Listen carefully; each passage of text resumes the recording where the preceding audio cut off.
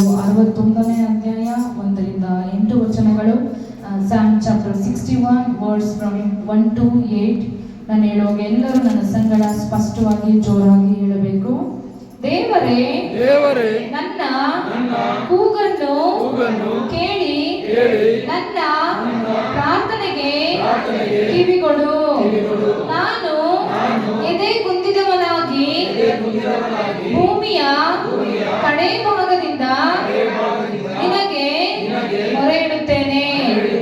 ನಾನು ಹತ್ತಲಾರದ ಆಶ್ರಯಗಿರಿಯ ಮೇಲೆ ನನ್ನನ್ನು ಹತ್ತಿಸು.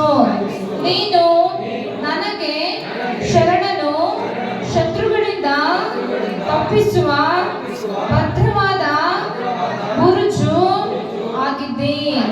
ನನಗೆ ನಿರಂತರವು ನಿನ್ನ ಗುಡಾರದಲ್ಲಿ ಬಿಡಾರವಾಗಲಿ. ನಿನ್ನ ರೆಕ್ಕೆಗಳ ಮರೆಯನ್ನು ಆಶ್ರಯಿಸಿಕೊಳ್ಳುವಂತೆ ಅನುಗ್ರಹಿಸು. ದೇವರೇ, ನೀನು ನನ್ನ ಹರಕೆಗಳಿಗೆ ಲಕ್ಷ್ಯ ಕೊಟ್ಟಿದ್ದೆ. ನಿನ್ನಲ್ಲಿ ಭಯಭಕ್ತಿ ಉಳ್ಳವರಿಗೆ ಸಿಕ್ಕತಕ್ಕ ಬಾಧ್ಯತೆಯನ್ನು ನನಗೂ ದಯಪಾಲಿಸಿದ್ದೆ.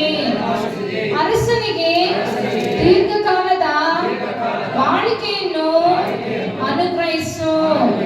ಅವನ ಆಯುಸ್ಸು ಅನೇಕ ತಲೆಗಳವರೆಗೆ ವೃದ್ಧಿಯಾಗಲಿ.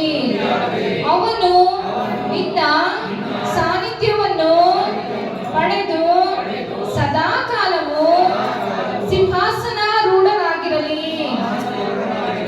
ನಿನ್ನ ಪ್ರೇಮ ಸತ್ಯತೆಗಳು ಅವನ ಬೆಂಗಾವಲಾಗಿರಲಿ.